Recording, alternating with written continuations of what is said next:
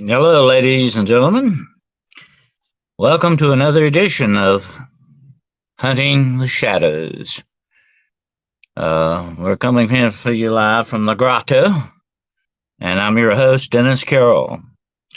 Gonna read a little disclaimer here, right quick, for you before we get started. It is hereby stated that Hunting the Shadows podcast and the Midnight Road YouTube channel issues the copyright disclaimer under Section 107 of the Copyright Act of 1976. Allowance is made for fair use for purposes such as criticism, comment, news reporting, parody, teaching, scholarship, education, and research. Fair use is a use permitted by copyright statute that might otherwise be infringing. Nonprofit educational or personal use tips the balance in favor of fair use. Be it also known that Hunting the Shadows podcast and the Midnight Road YouTube channel use the Splice program for its music and video presentations. So help me God, amen. There we go. All right, we got the legalities out of the way. I hope you're ready to go into some interesting territory tonight. We're going to go into a very dark corner of the paranormal. We're going to be talking about professional grave robbers. And yes, there are such things. They still are. And matter of fact, they're more prevalent today than they have been in the past. We're going to get to that very shortly, but I'm going to talk a little bit about starting here at the beginning with some of the books that I'm working on right now. I'm working on 3 books simultaneously. I've never done this before. I hope I have a bit more that I can chew. But actually, the first book it's been working on it off and on for about 5 or 6 years now. It's called The Demon Factor: Beyond the Edge of Supernatural Darkness. And it's going to be talking a lot about demonology, modern day demonology, not the kind that calls up demons. We don't deal with that. This is the other kind, the study of the demonic. And this is also going to be talking about a lot of the, getting into a lot of the different ways that you can approach the demonic and deal with it. So I hope it's going to be a very interesting book when it's finished. And like I say, it's been a long time coming, and I've been working on it, trying to get everything in it needs to be. The subject of demonology is a very deep and very broad study. So it will take more than one book definitely to even scratch the surface of this subject. The next book I'm working on is called Things of Nightmare.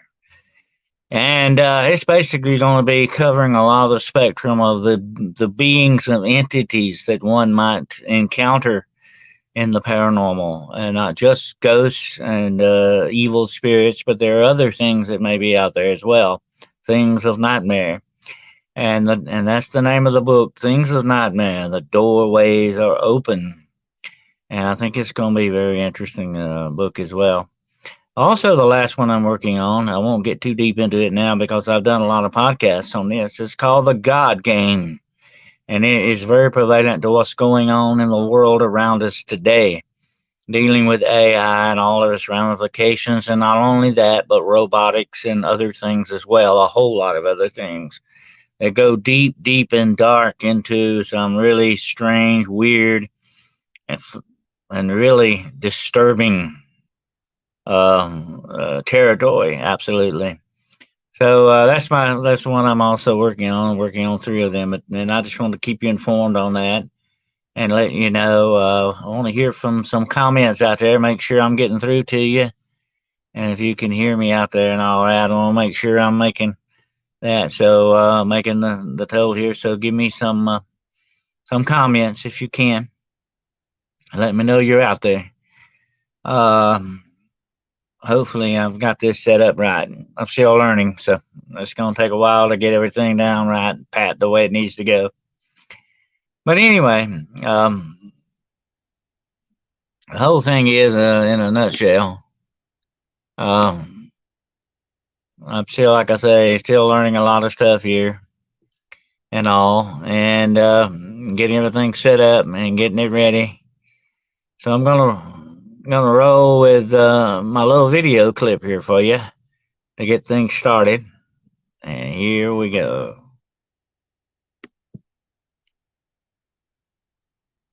Hunting the Shadows.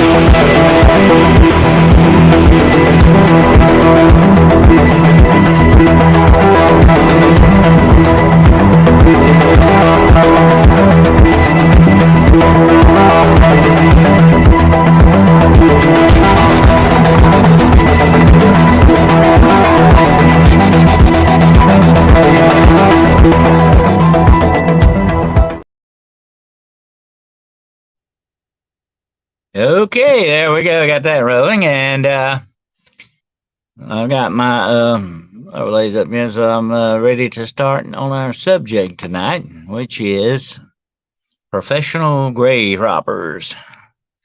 Should be very interesting. You know, as Jimmy Stewart used to say, it's an interesting situation.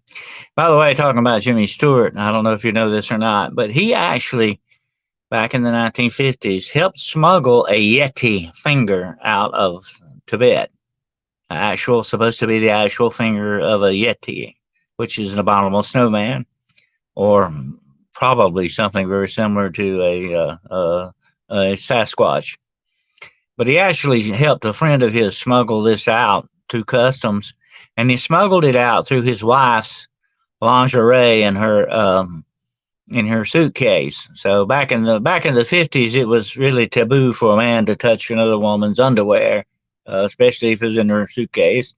And so another man's wife's underwear was forbidden to touch, no matter where it was. And so that's how he actually got a Yeti finger into the United States. But I think it turned out to be something other than what they thought it was going to be. I think it might have been a fake or something. But anyway, it was a very interesting story to believe that Jimmy Stewart, the very famous James Stewart, was involved in something like that. Very strange. I like those offbeat stories, though. It kind of gives you a different perspective on some people, doesn't it? But anyway, getting back to our subject tonight is going to be professional grave robbers. I want to show you a little picture here. Hold on just a second. That right there is a cage over a grave. Now, some people have erroneously, I want to get this out of the way to start with. Some people have erroneously said that this was to keep vampires in their graves. No. This was to keep out body snatchers and grave robbers. That's basically what that was for. So remember that. That's definitely an interesting thing. And I have seen these cages over some of the older graves. They don't do that anymore, but I don't know why, but they don't. Maybe they don't let it's against the law or something. I don't know. Maybe some kind of weird law on the books about it. But anyway, the interesting thing about it, a lot of people think, oh, that keeps the vampires in. No, it's iron, no, that's not what that's for. It's to keep the grave robbers out. We're going to talk about grave robbers tonight and the professional side of grave robbery. Now, they have many names. They're called vaulters because they open vaults. They're called tomb raiders, and you've heard of Lara Croft, the very famous tomb raider. And, of course, Indiana Jones was one, too, as well. And Howard Carter and his gang, who found King Tut, they robbed his tomb, by the way. They took everything out. It was actually overlooked by the earlier grave robbers. That's why it was so valuable. It had been untouched. And, basically untouched. It had a curse on it, too, by the way, but that's something for another show. But anyway, they were professional tomb robbers. Some grave robbers actually have a degree in archaeology. Okay, that's the way that goes. That's the way that ball goes on that. So the ball bounces on that. It is a profession sometimes. Archaeologists get away with robbing tombs and graves. They're doing it in the name of science. Of course, a lot of things have been done in this world in the name of science. Some of them not very good. But anyway, there are other professionals that we're going to talk about tonight. We're going to get into that. But I want to talk about some of the very famous grave robberies that have taken place over the years. This is going to stretch your mind a little bit. Did you know that they actually had a plot to steal Abraham Lincoln's body? And they almost carried it out. They were about to break into the tomb when they found out that one of their gang was actually a Secret Service plant. He was, or that was what the Secret Service was back in those days. He was actually the plant, and he arrested them all and stopped the plot. But it really shook them up so bad that I don't know if people know this or not, but Abraham Lincoln was actually exhumed from his original grave and hidden, I think it was for almost a year, in the Secretary of War's basement of his house under some coal or something down there in his casket, believe it or not. I know this is wild, but this really did happen. And so the interesting thing is,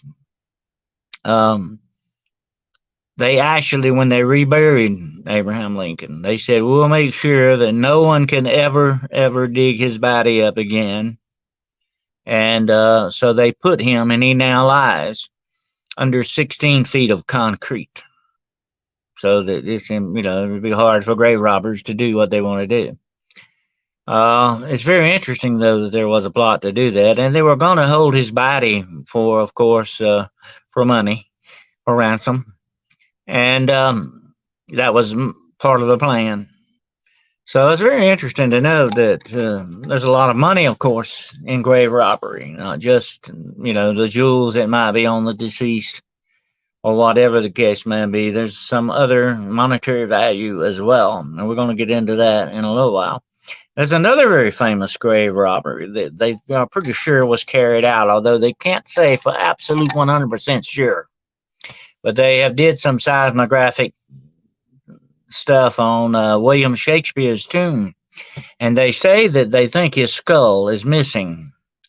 So somebody somewhere back in time actually got William Shakespeare's skull somewhere.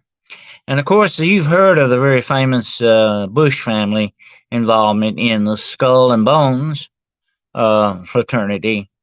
The skull they talk about is supposed to be the skull of Geronimo, the very famous American native chief Geronimo.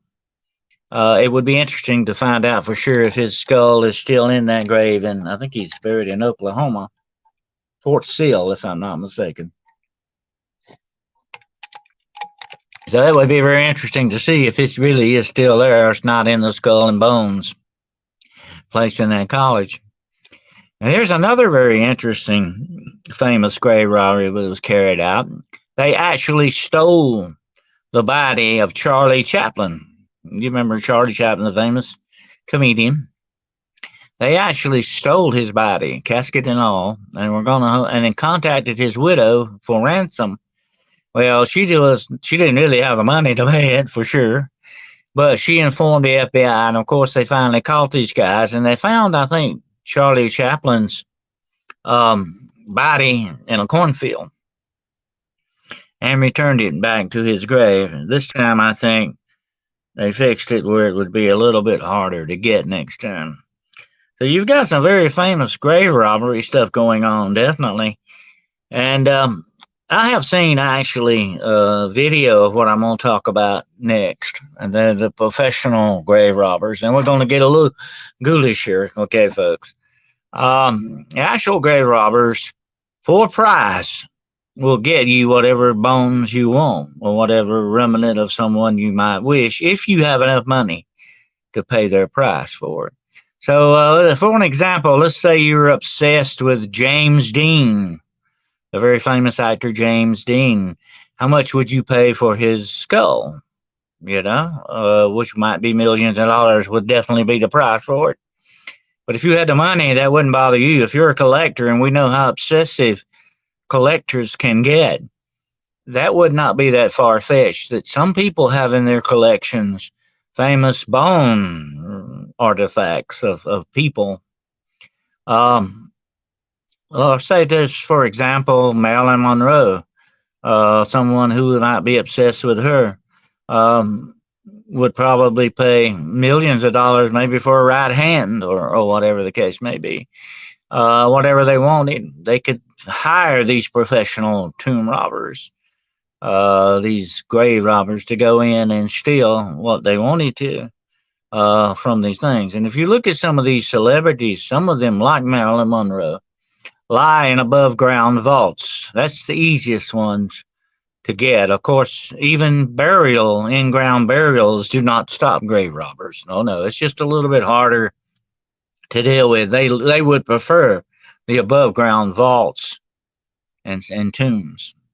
I've actually seen real video where they went in. This grave robber, he was a professional grave robber for this. He actually was paid to go in and steal the teeth of the composer Brahms, the very famous composer Brahms, to steal his teeth. He actually made a video of doing that. He actually took the skull out of there and knocked out some of the teeth, and was able, I think, probably to sell the teeth for thousands of dollars a piece, whatever the price was. I don't know. He didn't allude to that, but I've actually seen live video of that. Gruesome stuff, folks. Very gruesome. To think that there are people out there that will do this, and it's all about the money. They don't care, this disrespect of the dead, and it doesn't bother them a bit. They're all about the money, and they will do, of course, whatever it takes to get that money, to get that price. And a lot of morticians to this day will advise you with your loved ones not to bury them with jewelry or anything, because some people see this. They will come back later and exhume that person to get that jewelry or whatever you might place in the casket with them that's of value. They will not stop. They will not hesitate to do this. That's a bad thing to think about, that people are heartless to do that, but that's what it's all about, the money. That's why I call them professional grave robbers. Now, there were two very famous, back in history, two very famous grave robbers, Burke and Hare. They operated in Edinburgh, Scotland, back in the 18th century. And they had a little gimmick, though. They didn't really want to work for their money by digging bodies up. They just went out and actually killed people and sold the bodies to medical schools. I think then you could get like $100 for a fresh body, and that was a lot of money back then. So they said, hey, we've got a pretty good racket going here. We can go out and get somebody when we want to, bop them on the head, and sell them to the medical profession. And there was one very famous doctor who was buying from them, and he didn't ask any questions. Where are you getting these bodies at? He didn't ask any questions. He just paid for the money for the bodies, because they studied and taught anatomy at this very famous medical college. So Burke and Hare had a pretty good business going. I don't know how many people they actually murdered to do this, but they finally were captured because they actually had killed, I think it was someone that was kin to their landlady, or who was staying in some rooms they were letting out. And this body was accidentally discovered before they had a chance to sell it, and that's how they found out what they were up to, and they finally caught him. Of course, Burke turned state's evidence against Hare and implicated him more than himself. And of course, Hare was hanged, by the way, for his part in it, but Burke actually, I think, got away with what he did, and actually disappeared somewhere back in history after all that was over. That's the way it used to go back in the old days. But they were a very famous pair. You can still read a lot about them on the internet, and there are a lot of places in Edinburgh, Scotland, that talk about Burke and Hare, where they lived, and the gallows where they were hung, and all the stuff. You can go there, and they actually, I think, Hare is buried in the very famous Greyfriars cemetery there. You know, the one with the very famous dog, Greyfriars Bobby. And if you take a tour of the cemetery, they will show you his grave. Very interesting story. Uh, Two grave snatchers, body snatchers, what they really called them. That's another name for them. They were also called resurrectionists because they resurrected the dead to do the things they wanted to do. And one of the very famous people that dealt with dead bodies was Leonardo da Vinci because he studied anatomy to a great extent. He studied it, and he actually paid for bodies to study and make drawings of. And another very famous person who did that was, just going to blow your mind, was Benjamin Franklin. Benjamin Franklin, of course, he was a scientist. He was very interested in anatomy as well as Leonardo da Vinci was. I don't know if he made any drawings on it, but he studied it. And they say that if you were to dig up his basement and some of his old houses, who knows what you might find? Because once you got through with the body, you had to do something with it. You had to get rid of it in one way or another. So it's kind of interesting to think that Ben Franklin might have been in, cahoots, or at least buying things from grave robbers, resurrectionists. Resurrection men had a very big business going at one time or another, and that's why you see those iron cages and all. So it's very interesting. Here's another picture of some of the grave robbers exhuming a body, and as you can see that you've got they're usually probably doing it at night. It looks like it's dark at night. Of course, you wouldn't do that in daytime, definitely. And there's some very famous stories about that. Of course, Robert Louis Stevenson wrote about the body snatchers. Not to be confused with the science fiction movie Invasion of the Body Snatchers. That's a whole different thing. They were aliens and seed pod looking things. That's a different story. Now, these body snatchers were snatching bodies, definitely, and for very bad purposes. But it was very interesting to note that there is a very famous scene in the novel Frankenstein, of course, where Dr. Frankenstein and his assistant Igor go to the cemetery and dig up some bodies. And he also gets bodies down off the hanging scaffold, where they would actually leave the bodies hanging there for several days. Until probably, I know this is going to get kind of gruesome, until the neck gave away and the body would fall. Then they would probably do something with it then. But they left it up as sort of a little warning. Hey, if you do this, this is where you're going to kind of end up at, which was very bad. And of course, crows would come and peck the eyes out and do other things as well. So it was a very gruesome way to do things. People had a very strange attitude back in some of the olden days about death. Death is life and life is death, as it says in that old prayer book, and that's very true. In the midst of life, we are in death. And they had a different, strange way of dealing with death. There's a very old superstition, about if someone died in the house, they would cover all the mirrors in the house because they were afraid that the spirit of that person would become captured in some of the mirrors in the house. And of course, as you know, I don't know if you know this or not, but demons supposedly hate mirrors. Oh, they hate mirrors with a passion. That's one of the things that people can do to keep the demonic out of your house or your domicile, is to place mirrors facing out in your windows, little mirrors in your windows facing out, because demons hate mirrors. Although they can use them on occasion, they are deathly afraid, horribly afraid of seeing themselves or their image in the mirror, kind of like the vampire with a mirror. They hate mirrors because they might catch a glimpse of what they truly look like. And that's the interesting thing about mirrors. They're supposed to show you what the true image of a person is. If you're not careful, there's another old superstition that you can like find a person sleeping, and exactly at midnight, if you hold a mirror on them, you will see that person's true self in that mirror. Now, whether that's really true or not, I never have tried it, but I don't think so. But there again, you never know. Um, but they say that that is one of the things that mirrors don't lie. In other words, about stuff like that.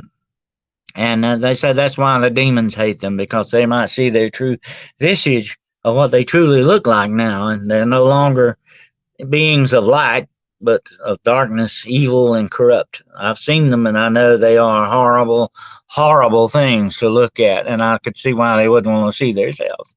So that's another interesting connection with mirrors and the dead. You would definitely either turn the mirrors to the wall or cover them up to keep supposedly spirits from becoming trapped in those mirrors. And there are a lot of stories about haunted mirrors and stuff.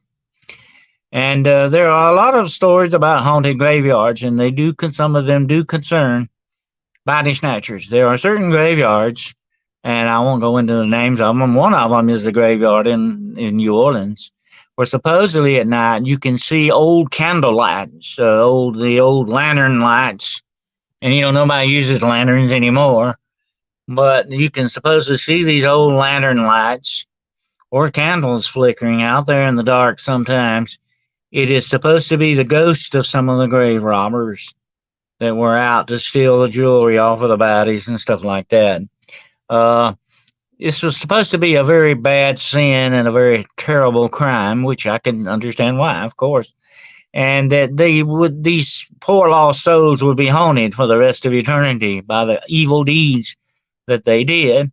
So ghosts would definitely return to repeat these terrible, sinful crimes against nature in these cemeteries. Definitely, that was a definite thing back then for sure. But they say you can still see these once in a while, and that's what's going on. You're seeing the actual lanterns carried by the ghosts of grave robbers. Let's talk about the other professional grave robbers, the archaeologists. The ones I mentioned earlier, like Indiana Jones, and of course the very famous Lara Croft, the Tomb Raiders. And archaeologists actually go into, especially, and a lot of contention nowadays about this with the Native Americans, and I can understand why. They don't want their ancestors disturbed, by these archaeologists going in and going into the graves and all that. I can understand that. You wouldn't, just like you wouldn't want anybody to go disturb your relatives, that's very understandable. So there is a very fine line between grave robbery and science, instead of archaeology and all that. I mean, how long should someone be in the ground before they become an archaeological site and not just a grave, But now a lot of archaeologists nowadays, once they exhume the body, study the way it's buried and all that, will actually rebury it. But still, it's been disturbed. Okay, you got to look at it that way. It's been disturbed, and the Native Americans felt very strongly about their burial grounds. It was very taboo for you to even cross one, or even set foot in one, because they were very, very important areas to them, and that's understandable because they venerated their ancestors so much, So there are very, very many kind of taboos like that associated with many graveyards and cemeteries and all that. Another interesting thing, and I've warned a lot of people about this, you never take anything out of a graveyard or a cemetery. Whatever you find there, leave it. It's a good idea to do that because some of these things may have attachments to them. Some of these things may have, they may be sort of what we call devil traps. They may have some hexes on them, spells put on them to cause you harm if you take these things into your possession. Here's the interesting thing, folks. When you get something, when you take something, when you are once in possession of it, it's yours, no matter what no matter what anybody says or what anything does. And if it's got something very bad to it attached to it, that's yours too.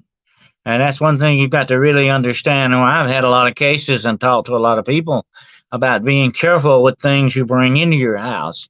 Be careful with things and people that you bring into your house. Some people may have attachments that can be left. The ramifications of these things can be left behind in those areas. So you have to be very, very careful what you let in to your life. And no matter how it comes in, one way or another, it can very badly end up badly affecting you and your family and your surrounding environment.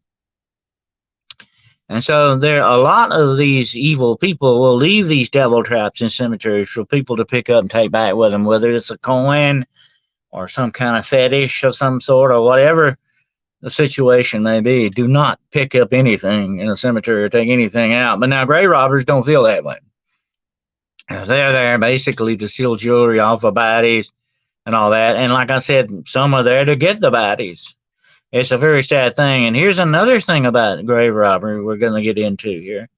And that is that there are skulls and bones that are very important in certain witchcraft and satanic rituals. These people will steal, they love to steal the bodies of children for this purpose. The skulls and bones of the deceased children.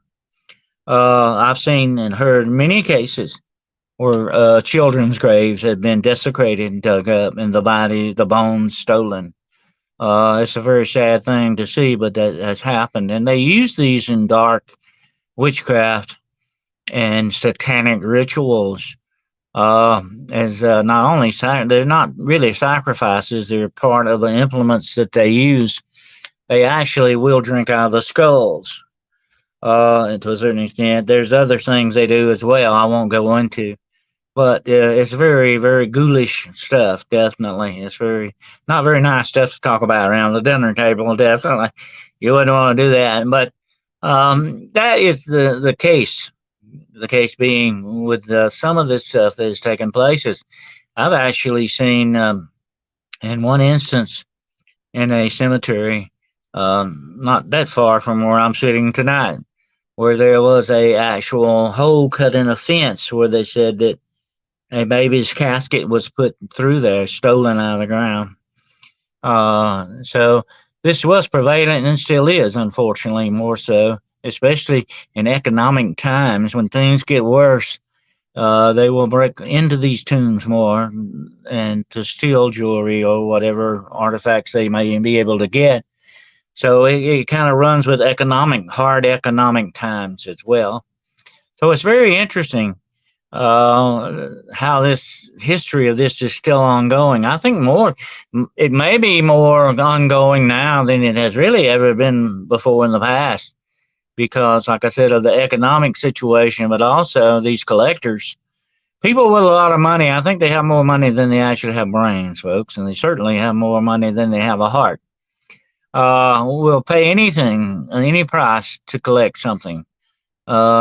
Just think, how much money you could get for the skull of Edgar Allan Poe or someone like that, or even if you could actually find the skull of William Shakespeare. That you're talking about something worth in the neighborhood of millions of dollars that you could get for something like that. Think about that. You could set yourself up for life off of one skull like that, But now here's another thing to think about. I know this is wild, but you can actually sell human skulls for about $100 a piece. There's a market for them, by the way. Oh yeah, big market. So there's money in that. There's money in them bones, definitely. And of course, they still will buy a whole skeleton for more money as well. So there you go. If that was that's the way you want to make your profession, that's definitely lying there waiting on you. But it is a bad way to make your money, to do this, to desecrate the tombs of people and everything. That's very bad to think about, very ghoulish, by the way, very ghoulish. And there's a other kind of grave robber we haven't got into. Speaking of ghoulish stuff, the ghouls actually innocent here, the recently dead and deceased, to eat their bodies. They are cannibals. Ghouls eat their bodies. They will eat you too if you happen to run up on a live person and interferes with them. They would not stop at eating you as well. The fresher the meat, the better they like it. But ghouls who may have once been human, but a lot of people consider them to be more demonic than anything else, um, do this. And there's a thing I've actually seen this online where they have websites, and I'm not talking on the dark web. They have websites. I think it's People for People is the name of one of them. People Eating People or whatever. They actually have recipes for human meat and things. They're actually uh, some people who are engaged as a fetish about cannibalism.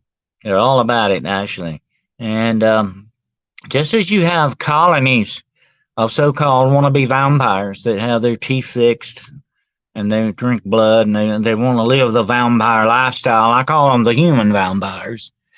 That you may also have the cannibalistic societies out there. For all we know, how many there may be, I don't know. I've never got deep into that, but that would be some interesting research. How many and how big and large these cannibal societies may be that they actually love to eat human meat. That's a bad thing to think about.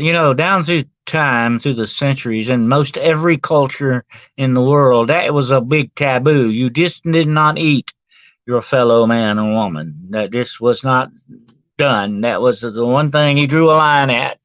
But some people, of course, are very good at crossing lines, aren't they? Some people only want what they want, and that's it. No matter what else, nothing else matters as long as they get what they want. And there have been very famous serial killers down through the centuries who have been cannibals, and it's very like the very famous Hannibal Lecter, who'll see you at dinner, by the way.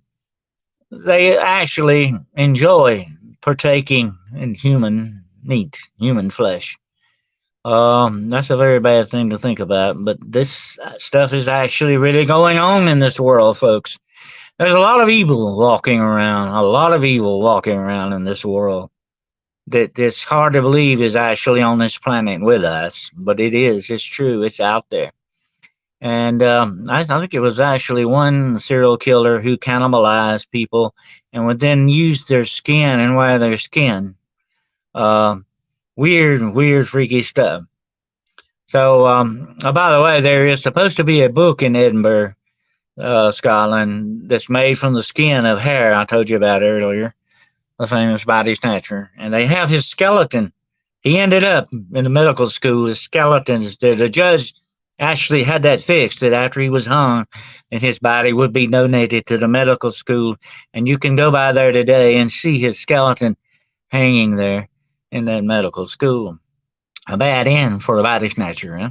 But the resurrectionists knew what they were dealing with. They knew the laws that faced them and but they didn't care. It was all about the money. It was an easy way to get money. And that was what it was always about, the easy money, which gets people always in a lot of trouble most of the time. So anyway, that was the interesting thing about the body snatchers, the professional grave robbers. They're still out there and they're still plying their trade. You won't see them because they're very good at what they do. It'd be very rare if you ever walked up on it. But I hope you don't, because if you ever were to interfere with them, they would probably dispatch you very quickly, because what they're doing is very illegal. And you know what happens to witnesses, accidental witnesses sometimes? You're never heard or seen from again. Another thing about the interesting thing about grave robbers is that when they ply their trade, they don't care if they get what they want to off the body. They don't care how they leave it. Okay, but they try to cover up their tracks by returning the grave as much as possible to the way it looks. But sometimes, in a big hurry, they don't get a chance to do that. And so you can tell when they've been there. Definitely a fresh grave, of course, has been dug. So that's why they very much like the above ground vaults and tombs. You can handle them better than the in burial type things. And you've got to move a lot of dirt. But I don't know if you know this or not. You're not really 6 foot under. Not really. You're not under 6 feet of dirt. You're only probably about maybe slightly, pretty close to 4 feet of dirt under the ground. You're in a vault, which is usually about 2 feet, maybe 2.5 feet deep. If you're in a vault, a concrete vault, the lid that goes over it. So it's very hard for grave robbers to get in that. They like the above ground vaults and tombs better. They're easier to get into. Usually, an above ground vault, you just have only a marble covering. You get that off, and then you can get to the casket itself. So it's there very ready, to plunder. A whole lot easier. I've never done it, but like I said, I've seen some very strange videos, and you can find some of them if they haven't been taken down. They used to be on YouTube. I don't know if they still are there or not, but it's very gruesome stuff. I don't recommend it. It might give you nightmares, definitely. But these people will go in and full price, whatever bones you own, they'll get for you happily, and they enjoy. Some of them love the challenge. That's definitely what it is, especially if it's a famous grave, a very famous grave of someone very famous, like James Dean I mentioned earlier, or whatever the case may be. That's the ones they really like because of the notoriety of it, and of course they get more money for it that way. Definitely, you're not going to pay that much for Sam Jones like you would pay for, Judy Garland or something like that.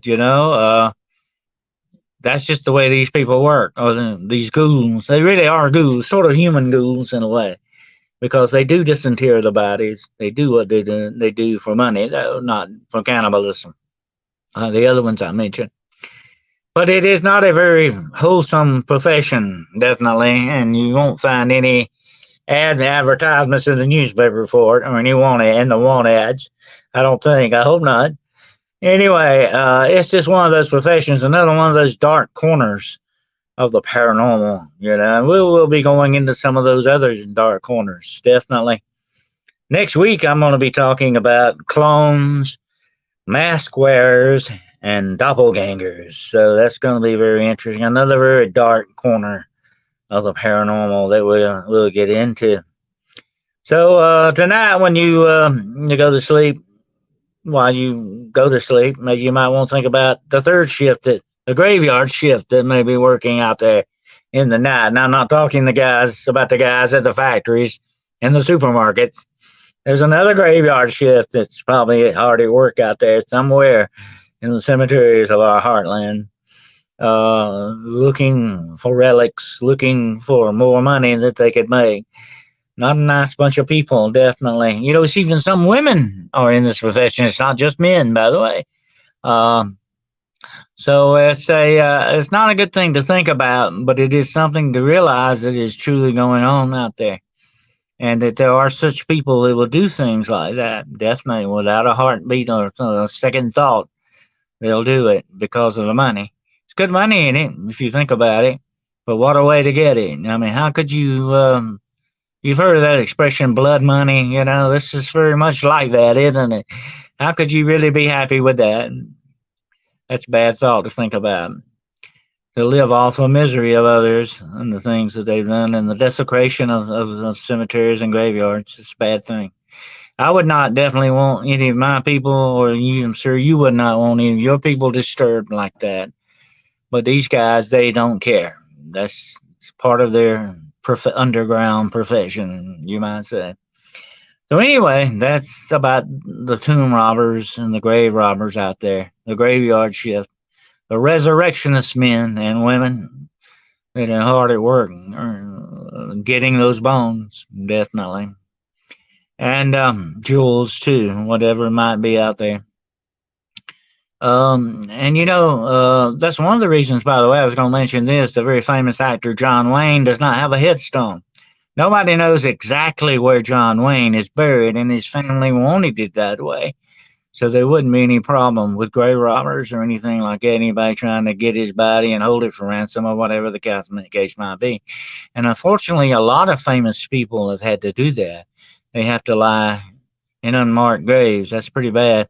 I think they do have a marker for John Wayne, but it's not at his graveside, you know, to venerate him, a little monument.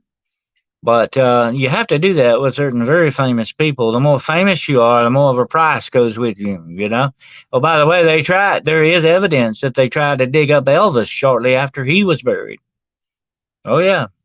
So, you know, the more famous you are, the more likely you are to become a victim of the grave robbers. Definitely. And the more money, and of course, the more they like it. That's just the way that profession rolls. I wonder how about the medical schools to this day, and how they get their bodies for anatomy classes and stuff like that. Makes you wonder, huh? I have skeletons here in the grotto, but they're not real skeletons, by the way. But I do remember when I worked at the hospital, I had access to some of the X-ray equipment. One day, I found a cabinet full of human skulls right there, and I asked about that, but they were for teaching purposes, you know, to teach how to X-ray the head and all that stuff. But I opened the cabinet up, and there was a whole line of human skulls grinning at me. So that was not a good feeling at all. And I've actually seen what the inside of a human skull looks like. I've worked in a morgue a couple of times, and it's really not a pretty sight. By the way, it's sort of purplish color to it, purplish bluish kind of a color to it. But actually, I've seen what the human brain, by the way, the most fascinating part of the anatomy, is one of the ugliest. It is not a good looking part of the human body. No wonder it's in a head. But don't forget, folks, we're all walking around with our own skulls, okay? The skull shouldn't bother us because we all have one. But it's just kind of got a covering over it right now. For now, anyway. But one day there won't be a covering over it. Maybe you might turn up again and the victim of a grave robber. You never know. Hope the ghouls don't get you, by the way. But anyway, that's our little show tonight, and the grave robbers, a very fascinating subject. And like I said, next week we're going to talk about clones, mask wearers, and doppelgangers. I think a lot of that's going on, and I think you're going to be surprised at some of the stuff we're going to talk about then with that. And so getting on down the line there, there's some interesting subjects we're going to cover in the future. Definitely. So you stick with Hunting the Shadows, because we're going to go deep into those shadows, folks. The shadows that are there in our lives and in this world that we live in this strange universe that's out there. There's a lot of shadows, and they're worth looking into, definitely. You never know what you might find. Absolutely. But anyway, that's going to be our edition tonight for Hunting the Shadows. I hope you enjoyed it. And please tell your friends about us. Like and share us out. We're all a family. This is going to be your podcast. I get it set up and going right and get everything fixed up, situated. You'll have some more feedback for me and everything. So I'm hoping we'll be able to get touch bases a little better. Get everything going and get everything oiled up just right here. But it's going to take a little while. You got to crawl before you walk. That's the way it goes, folks. You got to crawl a little bit first. But anyway, I hope you enjoyed this episode. And we're going to be getting into some more fascinating subjects in the future. You count on that. And like I say, I want to hear your feedback. And if you have any questions, I definitely want to hear them. Any observations? I want to hear about things that may have happened to you. My email is ghostwolfdc@gmail.com. You can also reach me at denniswcarroll@gmail.com.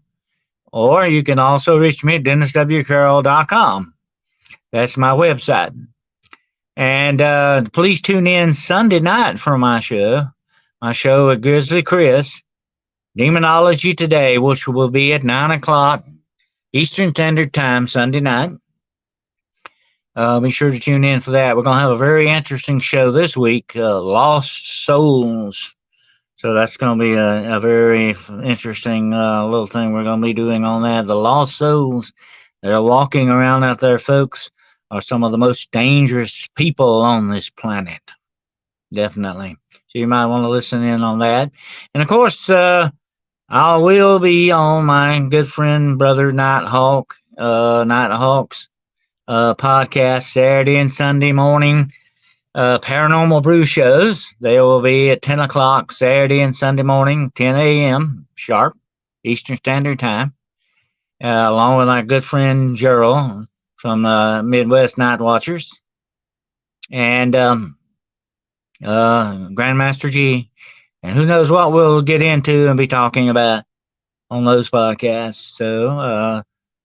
So make sure you tune in. And like I said, like us, heart us, share us out. Sharing is caring, folks. Okay. And I know it's a little rough here at the beginning, but once we get everything started and we get everything fixed up, I think you're going to really, really like what we're doing. And some of the subjects that we have, there's the grave robbers again. There's some of the subjects like that we'll have in the future. We're going to get into some really freaky stuff. Okay. You're going to enjoy some stuff that I hope this is going to be a lot more offbeat, different kind of a podcast than some of the others out there. I want to talk about some of the things that haven't been gone over 1,000 times. I want to get into some new territory here, some things that a lot of people are not talking about. I'm definitely going to do a show again on werewolves. I'm going to be doing a show on vampires. A lot of people find this stuff fascinating, and I do too. And I think it's very interesting things. And we'll be talking about that. And I will be talking about some of my very famous, interesting run-ins I've had with so-called ghosts, spiritual research. I call it Ghost I Have Known. So we might get into that, definitely. We'll be doing that one. And further on down the line, I definitely will be looking into talking about some of my other cases that I've had, some of my very offbeat cases that I've had. I'm also going to be talking about more about my video series that I'm working on, The Midnight Road. And by the way, that's the name of my YouTube channel, The Midnight Road YouTube channel. That's where this should be found on there. This broadcast will be found on there. I'm going to be doing a series of 10-minute videos of some of the most interesting cases I've had and some other things too. Some family ghost stories maybe in that as well. So I think you'll find that fascinating. I'm going very soon into production on these 10-minute videos, and they will be shown on that YouTube channel, The Midnight Road, Excursions into the Unknown. Also, I've have two groups, in case you're interested in. One group, well, I formed it about maybe 10 years ago, but never really got going good with it. That's the Legend Trackers Society. This is where we'll be talking about urban legends, folklore, superstition, things related to that, everything paranormal, paranormal and supernatural, all that ties in together. It's all connected, folks. It definitely is. There's like 1,000 little parallel roads. It's all connected. The paranormal is very much like a diamond. It has so many different facets. You can't just concentrate on one part of that diamond. You don't get the beauty of the whole diamond, You don't get to see the whole diamond. So you have to step back sometimes to get the big picture and see the whole thing for what it's worth. It's very much like a jigsaw puzzle. You can put it together without ever seeing the picture that you're trying to put together. But it's a whole lot easier once you know what it is you're trying to put together. And that's the way the paranormal is. It's like one big giant jigsaw puzzle. At least if we could get a shot or look at the big picture sometimes, then that helps us put this puzzle and the pieces together a whole lot easier. And that's the point I'm making. If you can, look at the connections, see the connections, the patterns that run together. It's all like a network, like a mini streaming different types of networks together. That's what it's all about. So we're definitely Gonna be getting into that, and then of course my other group, which is my number one group, the American Institute for Paranormal Research and Investigation. We're definitely going to get that up and have it open for membership very soon. All these memberships will be free if you want to join the Legend Tracker Society with me, or if you want a spot on the AIPRI. Let me know. There's free. There's no tuition. There's no standard charge for any of this stuff. Okay, I believe in freedom. I've never charged that much for anything I've done that much. I know I sell books, but books, you're just trying to get back the money you got in it. You know, I'm not making bestsellers. I'm not Stephen King, folks.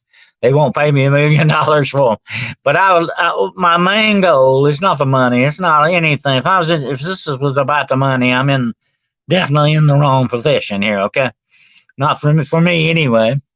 Some people are making a lot of money off of this, and I have to question some of those people. You know, what their real true motives are all about. But anyway, it's not about the money. It's the dissemination of knowledge and information. You want to get that knowledge out there. You want to get that information to people to help them understand and connect with you and to see these things the way you see it and from their perspective and yours too. It's fascinating stuff. And it's so much better when you can do that. And that's what it's all about. It's a very foolish thing to learn from life and its experiences and not share that. Okay, that's just not good. That's very selfish, and we should not be that way. Definitely, we should share our knowledge and our information with each other. No doubt about it. And that's what these things are going to be all about. So you might want to keep that in mind. And like I say, don't forget my show with Grizzly Chris. Sunday night, 9 p.m., Demonology Today, and it's going to be about lost souls. Okay, I think you'll find this very interesting. Where do these people get to the point where they actually became very lost? Anyway, that's another thing. And I hope you'll catch me on Saturday morning and Sunday morning, Paranormal Brew Show with Nighthawk and Cheryl G. from Midwest Night Watchers. And who knows what we'll get into. I hope you'll tune in for that. And I really appreciate you watching tonight. And like I said, you're part of the family now. You're part of the Hunting the Shadows family, okay? And I hope we become part of your family.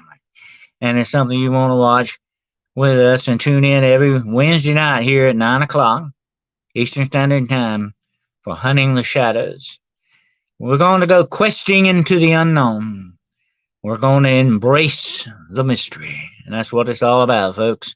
The mysteries of this world and this universe make life a little more special, you know, when we can look into those things and when we can do it together. That's a whole lot better. You know, it's one thing to walk down a long, lonely road alone.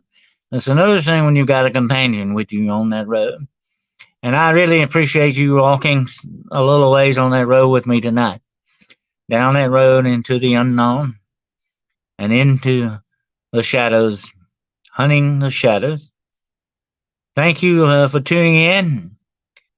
Hope you all have a pleasant evening, a better week, and until we meet again, my friends, via Condius.